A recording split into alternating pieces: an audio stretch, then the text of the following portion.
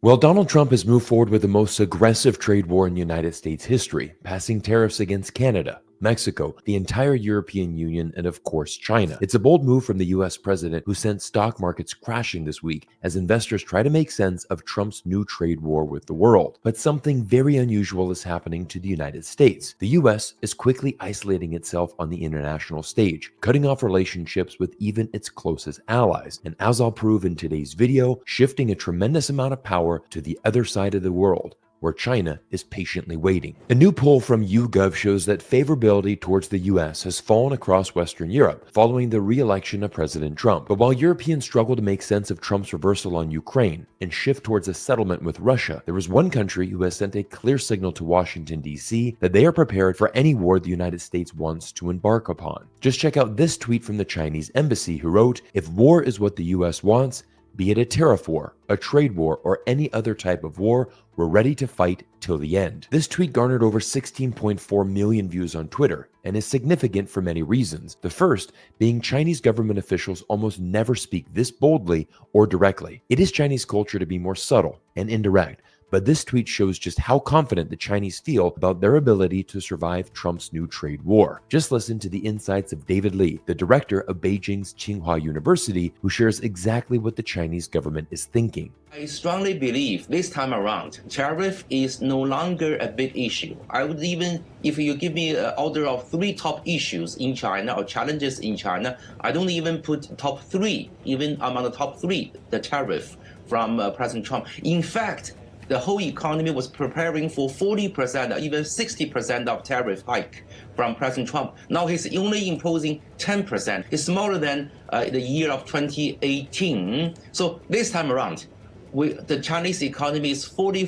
prepared. When Trump launched the first trade war against China in 2018, Chinese officials had little time to prepare. The Chinese economy took a hit and certain industries suffered. But over time, China adjusted and found ways to be resilient and work hard around tariffs to expand the Chinese economy. While Donald Trump and Joe Biden couldn't be more opposite in their political views, their views on trying to contain China's rise are practically the same. When Biden came into office, he expanded Trump's trade war and aggressively tried to contain China's rise through expanded tariffs and sanctions. Fast forward to the 2024 election, and China knew exactly how to handle Trump's second term in office. But here is where things get very interesting, because Donald Trump is now passing more aggressive tariffs against some of America's closest allies and friends. Take, for example, the Canadian dairy industry, which Trump has now threatened a 250% tariff against. Trump knows he has complete leverage over Canada because Canada's economy is much smaller than America's. Of course, it makes zero sense for Trump to go after Canada, America's most trusted ally, friend, and neighbor. But like I mentioned at the start of today's video,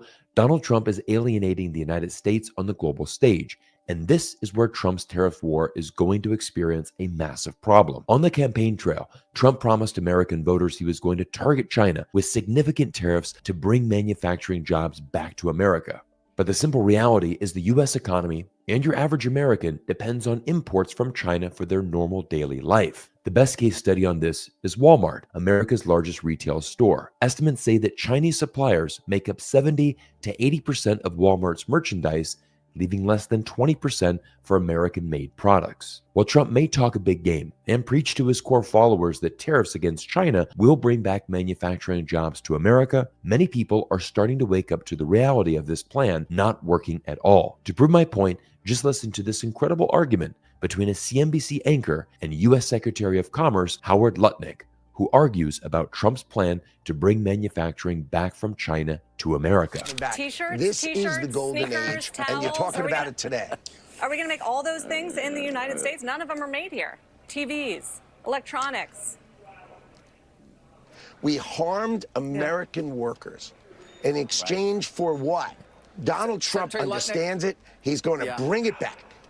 The CNBC host literally laughs at Trump's Secretary of Commerce, who suggests that t-shirts, sneakers, towels, and TVs will again be made in the United States as a result of Trump's trade war. The simple truth is Trump's new tariffs against China will not result in suppliers choosing American manufacturers. The speed, quality, efficiency, and price of supplying nearly anything from China is just too good these days. Labor costs in the US are significantly higher than in China, while production speed is significantly slower. There is such a striking difference in manufacturing capabilities and prices between China and the US that even a 100% tariff still won't shift the choice to an American manufacturer, even if there was one to choose. Labor costs in the US are undeniably high, but that's not unique to America. Many European nations face the same, if not steeper cost. The difference? Most of them aren't slapping tariffs on Chinese goods under the guise of revising domestic manufacturing. The truth is, Western countries have largely strayed from the free market principles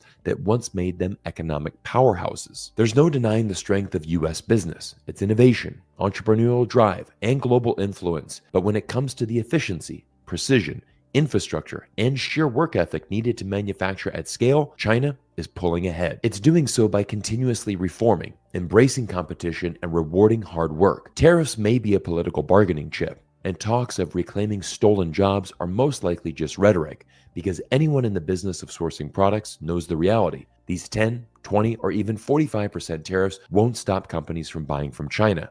They'll just make it slightly more expensive, and that's it. To give you a concrete example of why China is not concerned with Trump's trade war, take a look at this insight from Princeton researcher Kyle Chan, who shares, China is basically trying to produce the entire semiconductor supply chain domestically, which I don't think any country has tried to do before. Here are some key segments within the chip industry and examples of Chinese players. Before Trump's first trade war in 2018, China had no ambition to build an entire supply chain for the semiconductor industry. But when the US government forces you into a corner and gives no other options, China has to pivot and start building their own ecosystem.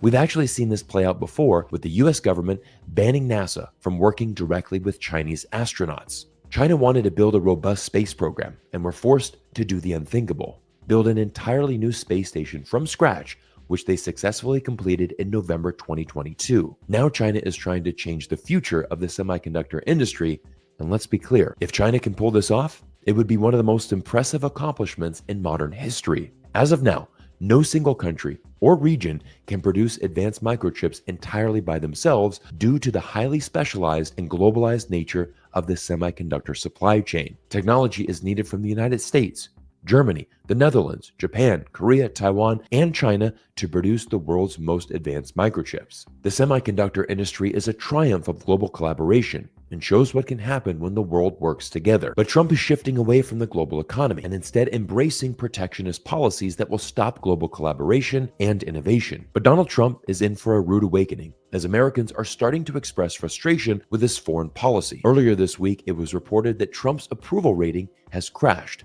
with only 37% of Americans approving of the way Trump is handling foreign policy, while 50% disapprove, giving the president a net approval rating of minus 13 points. Remember how I opened today's video stating that China is patiently waiting on the other side of the world, watching America alienate itself on the world stage? Well, to further understand what this means for our global economy, I want you to look at this recent article from CNBC's Money Report, which shares that tensions between Trump and Europe could have an unintended beneficiary: China. Strains between the US and Europe came to a head last week during a disastrous meeting between Trump, Vice President J.D. Vance, and Ukrainian President Zelensky in the Oval Office. What started out as a potential signing of a critical minerals deal ended in a public shouting match. To make matters worse, Trump has also made repeated threats of tariffs on EU imports and said that the bloc was formed to screw the United States. The vast majority of Europeans have lost trust in the United States, and this change could lead to one of the largest geopolitical shifts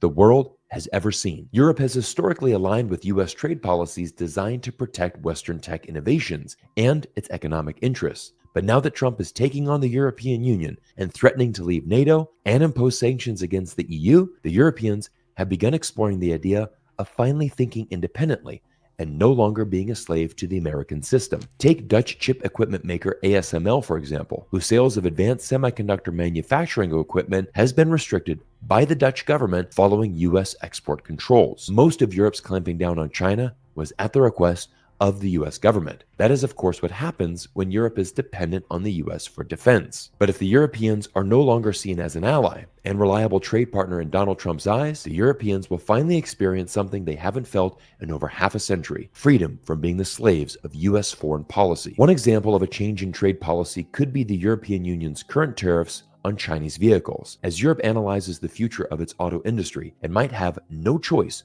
but to reverse course. The European auto industry has been under increasing pressure as car makers battle with multiple headwinds ranging from the transition to electric vehicles, rising competition from China, and now the threat of US tariffs. Chinese cooperation could help Europe manufacture the parts needed for its EVs, enabling the bloc to catch up with the technology and meet its sustainability goals. The simple reality is Europe must now look for alternative markets to the US, and we are already witnessing some European countries work towards this plan. The New York Times reported that Spain has opened its doors to China as a European trade war looms. The Port of Barcelona has approved plans to build a terminal with direct access to the port's railway for electric vehicles that China is exporting to Europe. This follows another deal the Spanish government signed with Chinese wind turbine manufacturer Envision Energy, who is partnering with the Spanish government and investing $1 billion to build a green hydrogen industrial park in Spain. This deal has opened the door, and now many European countries are wanting to run through it